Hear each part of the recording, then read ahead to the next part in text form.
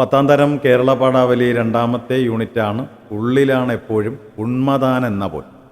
ജനാധിപത്യ പ്രക്രിയയിൽ മാധ്യമങ്ങളുടെ പ്രാധാന്യത്തെക്കുറിച്ച് ധാരണ നേടുന്നതിനൊപ്പം അവയെ വിമർശനാത്മകമായി വിലയിരുത്താനുള്ള ശേഷികളും നൈപുണികളും ആർജിക്കുന്നതിന് ഉതകുന്ന വിധത്തിലാണ് ഈ യൂണിറ്റ് ക്രമീകരിച്ചിട്ടുള്ളത്. യൂണിറ്റിൻ്റെ പ്രവേശക ചിത്രം തന്നെ ഗൗരവമായ ചിന്തയ്ക്ക് വിധേയമാക്കേണ്ടതാണ്. ഇവിടെ ചിത്രത്തിൽ കണ്ണട കാഴ്ചയ്ക്ക് വ്യക്തതയും തെളിച്ചവും നൽകുന്നു. കണ്ണടയ്ക്കുള്ളിലെ ക്യാമറ കണ്ണ് എല്ലാം ഒപ്പിയെടുക്കുന്ന വർത്തമാനകാല ദൃശ്യമാധ്യമങ്ങളെ സൂചിപ്പിക്കുന്നു. പൊട്ടിയ കണ്ണടയുടെ ദൃശ്യം മാധ്യമങ്ങൾ ചില സന്ദർഭങ്ങളെ കാണാതിരിക്കുകയോ മനഃപൂർവ്വം തമസ്കരിക്കുകയോ ചെയ്യുന്ന പ്രവണതയെ സൂചിപ്പിക്കുന്നു. ക്യാമറ കണ്ണുകൾ മാധ്യമങ്ങൾ അവതരിപ്പിക്കുന്നതെല്ലാം യാഥാർത്ഥ്യമാകണമെന്നില്ല. ക്യാമറ എന്ത് ചിത്രീകരിക്കണമെന്ന് തീരുമാനിക്കുന്നത് അതിന് പിന്നിൽ പ്രവർത്തിക്കുന്നവരാണ്. ഇവിടെ കെ എ ജയശീലൻ്റെ സമാഹരിച്ച കവിതകളിലെ വരികളാണ് പ്രവേശകമായി കൊടുത്തിട്ടുള്ളത്. കണ്ണിനെ കാണുന്നില്ലെന്നതാണ് കാഴ്ചയുടെ വലിയൊരു കുറവ്. ദാർശനികമായ ഒരു ആശയതലമാണ് ഈ വരികളിലുള്ളത്. ലോകത്തെ കാണുന്ന കണ്ണിന് തന്നെ കാണാൻ ശക്തിയില്ല. ലോകത്തിൻ്റെ മറ്റുള്ളവരുടെ പ്രശ്നങ്ങളും പരിമിതികളും കാണുകയും സ്വന്തം പരിമിതികളും പ്രശ്നങ്ങളും പോരായ്മകളും ഒരിക്കലും കാണാതിരിക്കുകയും ചെയ്യുന്നു. മറ്റുള്ളവരുടെ കുറ്റം കാണാൻ വ്യഗ്രത കാണിക്കുമെങ്കിലും സ്വയം വിമർശനപരമായ ആലോചനകൾ ഒരിക്കലും ഉണ്ടാവുന്നില്ല. കണ്ണിനെ കാണുന്നില്ല എന്ന വരികളിലൂടെ ഈ ഒരു ആശയമാണ് അവതരിപ്പിക്കുന്നത്. മാധ്യമങ്ങൾ സമൂഹത്തെ കാണുകയും വിമർശിക്കുകയും ചെയ്യുന്നുണ്ടെങ്കിൽ സ്വയം വിലയിരുത്തലിന് തയ്യാറാകുന്നില്ല. ഇനി നമുക്ക് VKNൻ്റെ റെസിഡൻ്റ് എഡിറ്റർ എന്ന രചനയുടെ പ്രമേയം എന്തെന്ന് മനസ്സിലാക്കാം. മാധ്യമം പ്രമേയമാകുന്ന നിരവധി സർഗാത്മക രചനകൾ മലയാളത്തിലുണ്ട്. പത്രമാധ്യമ രംഗത്തെ അനാരോഗ്യ പ്രവണതകളെ നർമ്മമധുരമായി അവതരിപ്പിക്കുന്ന കഥയാണ് റെസിഡൻ്റ് എഡിറ്റർ. ആക്ഷേപഹാസ്യത്തിൻ്റെ മികച്ച മാതൃകയാണ് ഈ കഥ. VKN ഭാഷയുടെയും സാഹിത്യത്തിൻ്റെയും നിരവധി സവിശേഷതകൾ ഈ കഥയിൽ തെളിഞ്ഞു കാണാം. പുണ്യതീർത്ഥ സ്വാമികൾ, വെങ്കടേശ്വര അയ്യങ്കാർ, കയ്യാങ്കളി ശാസ്ത്രികൾ, പത്രസ്വാമികൾ, ദൊരൈസ്വാമി എന്നിവരാണ് കഥാപാത്രങ്ങൾ. കഥയിലെ ഭാഷയും കഥാപാത്രങ്ങൾക്ക് അനുയോജ്യമായ വിധത്തിലാണ്. തമിഴ്, ഇംഗ്ലീഷ്, മലയാള പദങ്ങളുടെ സമ്മിശ്രമായ പ്രയോഗങ്ങളും സാമൂഹ്യ വിമർശനത്തിന് ഉപയുക്തമായ ഹാസ്യപ്രയോഗങ്ങളും കൊണ്ട് VKN ഭാഷയുടെ ഭംഗി പകരാൻ ഈ കഥയ്ക്ക് കഴിയുന്നുണ്ട്. കഥയിലെ റെസിഡൻ്റ് എഡിറ്ററും പത്രസ്വാമിയും വെങ്കടേശനും അൾസേഷൻ പട്ടിയും വിശ്വസ്തനും എല്ലാം സമൂഹത്തിലെയും മാധ്യമരംഗത്തിലെയും പ്രതിനിധാനങ്ങളുടെ സൂചകങ്ങളാണ്. പത്രമാധ്യമരംഗത്തെ ദുഷ്പ്രവണതകളും അപജയവും ഈ കഥയിൽ കാണാൻ കഴിയും. മെയ്യനങ്ങാ വേലകൾ ചെയ്യുന്ന എങ്കിലും പ്രസിദ്ധിയും പ്രമോഷനും ആഗ്രഹിക്കുന്ന റിപ്പോർട്ടർമാരെ സ്വതസിദ്ധമായ ശൈലിയിലൂടെ കണക്കറ്റ് പരിഹസിക്കാൻ കഥാകൃത്തിന് കഴിഞ്ഞിട്ടുണ്ട്. ലാൽ ബഹദൂർ ശാസ്ത്രിയെ ശാസ്ത്രികൾ എന്ന പൂജക ബഹുവചനത്തിൽ പ്രയോഗിച്ച് നിർവൃതി അടയുന്നത് പോലുള്ള റിപ്പോർട്ടർമാർ ഇന്നും നമ്മുടെ സമൂഹത്തിലുണ്ട്. സമകാലിക മാധ്യമ ലോകത്തെ പരിചയപ്പെടാനും അവിടുത്തെ നന്മ തിന്മകൾ മനസ്സിലാക്കാനും തിരിച്ചറിയാനും മാധ്യമ സാക്ഷരത കൈവരിച്ച് വളരാനും പുതുതലമുറയ്ക്ക് കഴിയേണ്ടതുണ്ട്. ഇനി നമുക്ക് പാഠഭാഗത്തിലെ ചോദ്യോത്തരങ്ങളിലേക്ക് കടക്കാം. ഒന്നാമത്തെ ചോദ്യം: അടിയന്തിരമാ ചീഫ് റിപ്പോർട്ടറായി പ്രൊമോഷൻ വേണം, ഇല്ലെന്നാൽ രാജിവയ്ക്കുന്നു, മന്നിക്കണം. മാധ്യമപ്രവർത്തകനായ വെങ്കടേശ അയ്യങ്കാരെ ഈ നിലപാടിലേക്ക് എത്തിച്ച സാഹചര്യം എന്തായിരുന്നു? കണ്ടെത്തി കുറിപ്പ് തയ്യാറാക്കുക. പുണ്യതീർത്ഥ സ്വാമികളുടെ പത്രത്തിലെ ഒരു ഇടത്തരം റിപ്പോർട്ടറായിരുന്നു വെങ്കടേശ അയ്യങ്കാർ.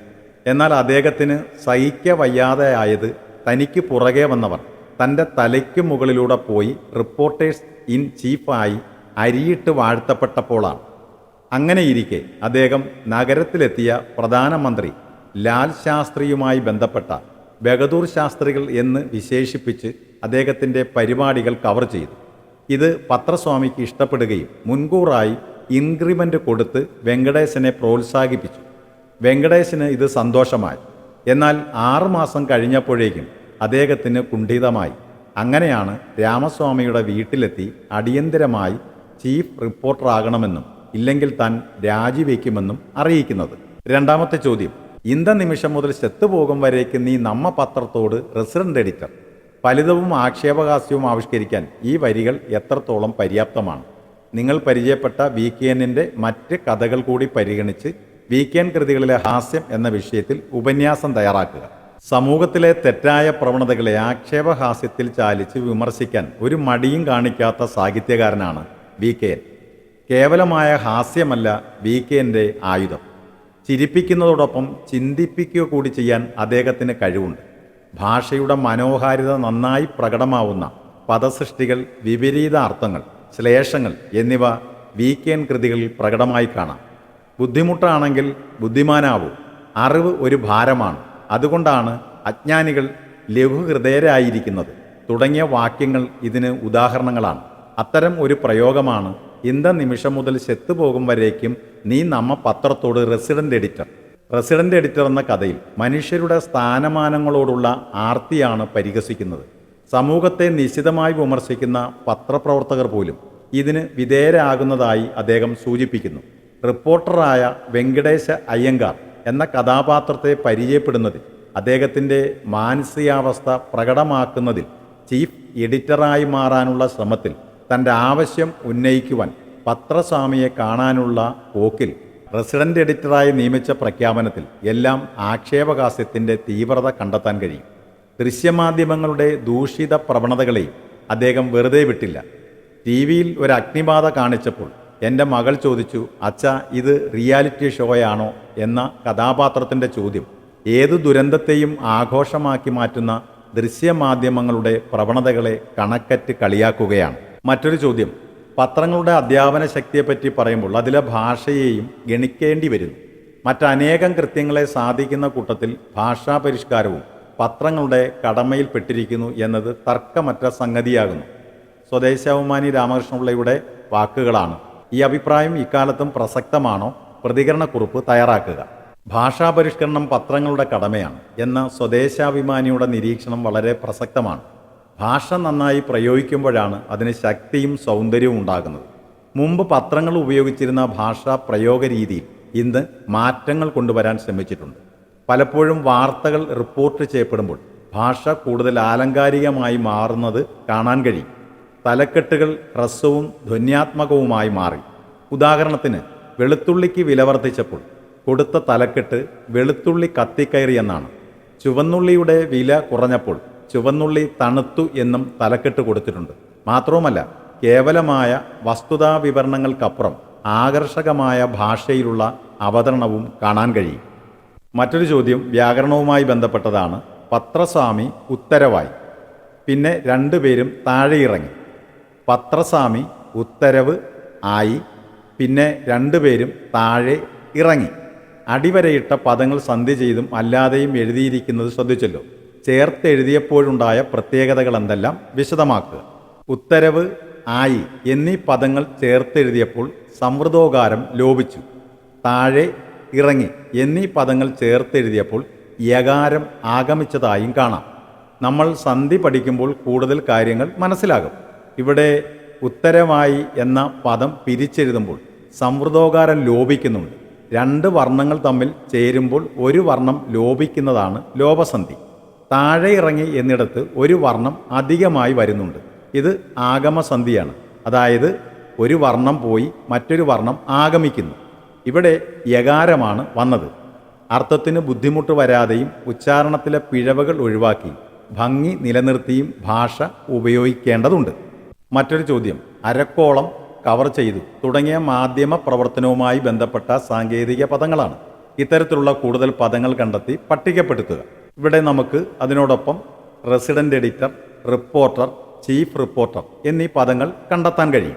മറ്റൊരു ചോദ്യം, വെങ്കടേശൻ്റെ ഭാഗ്യത്തിന് അധികം താമസിയാതെ ശാസ്ത്രിജി നഗരത്തിൽ വന്നു. അതൊരവസരമായിരുന്നു. A great occasion. ഇന്ത്യ പ്രധാനമന്ത്രിയെ ലാൽ ബഹദൂർ ശാസ്ത്രികൾ എന്ന് വിശേഷിപ്പിച്ച അയ്യങ്കാർ അദ്ദേഹത്തിൻ്റെ പരിപാടികൾ കവർ ചെയ്തു. ഇത് റെസിഡന്റ് എഡിറ്റർ എന്ന പാഠഭാഗവുമായി ബന്ധപ്പെട്ട വാക്യങ്ങളാണ്.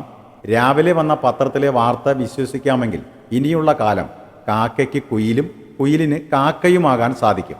എം മുകുന്ദൻ്റേതാണ് ഈ വാക്യം. രണ്ട് കഥകളിലും മാധ്യമലോകത്തെ വ്യത്യസ്ത വീക്ഷണങ്ങളിൽ അവതരിപ്പിച്ചിരിക്കുകയാണല്ലോ. ഇതോടൊപ്പം മറ്റ് വ്യത്യസ്ത വാർത്തകൾ കൂടി പരിഗണിച്ച് മാധ്യമങ്ങളിൽ വിളയുന്ന ലോകം എന്ന വിഷയത്തിൽ പാനൽ ചർച്ച സംഘടിപ്പിക്കുക. ഈ ചോദ്യവുമായി ബന്ധപ്പെട്ട് പാനൽ ചർച്ച മനസ്സിലാക്കുന്നത് നന്നായിരിക്കും. വ്യത്യസ്ത കാഴ്ചപ്പാടുകളും ആശയങ്ങളും ഉള്ള വിദഗ്ധർ ഒരു വിഷയത്തെ സംബന്ധിച്ച് ചർച്ച ചെയ്യുന്ന പ്രവർത്തനമാണ് പാനൽ ചർച്ച. മാധ്യമങ്ങൾ അജണ്ടകൾക്കനുസരിച്ച് ഉള്ളടക്കങ്ങൾ നിർമ്മിക്കുകയും അവതരിപ്പിക്കുകയും ചെയ്യുന്നു. മാധ്യമങ്ങളിൽ ആവിഷ്കരിക്കപ്പെടുന്ന ജീവിതം യാഥാർത്ഥ്യവുമായി പലപ്പോഴും പൊരുത്തപ്പെടുന്നില്ല. സമൂഹ മനസ്സിനെ അജണ്ടയിലേക്ക് നയിക്കാനുള്ള മാധ്യമങ്ങളുടെ ശ്രമം. നവമാധ്യമങ്ങൾ സമൂഹത്തിൻ്റെ നേർചിത്രങ്ങൾ നൽകുന്നതിൽ വഹിക്കുന്ന പങ്ക്. അപ്രധാനമായ പലതും മാധ്യമങ്ങൾ മനുഷ്യജീവിതത്തിൽ പ്രതിഷ്ഠിക്കുന്നു. ഇത്തരത്തിൽ കൂടുതൽ ആശയങ്ങൾ കണ്ടെത്തി വിപുലീകരിച്ച് ചർച്ചയ്ക്ക് ആവശ്യമായ ധാരണ നേടേണ്ടതാണ്.